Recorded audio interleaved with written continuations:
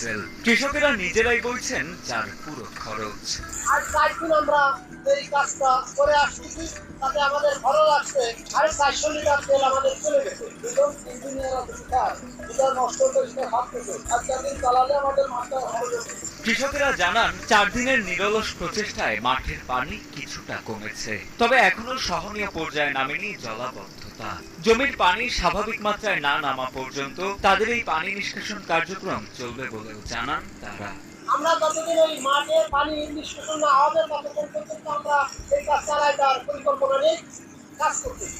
এদিকে স্বেচ্ছায় কৃষকদের এমন উদ্যোগকে সাধুবাদ জানান গ্রামবাসী। তারা জানান অতিরিক্ত বৃষ্টির কারণে গ্রামে প্রায় 300 হেক্টর আমন ধানের জমি তলিয়ে গিয়েছিল। সে সময় ধানের চারা বাঁচাতে তলিয়ে যাওয়া জমির পানি নিষ্কাশনের জন্য নিজেদের উদ্যোগেই শ্যালো মেশিন বসানোর সিদ্ধান্ত নেন স্থানীয় কৃষকেরা।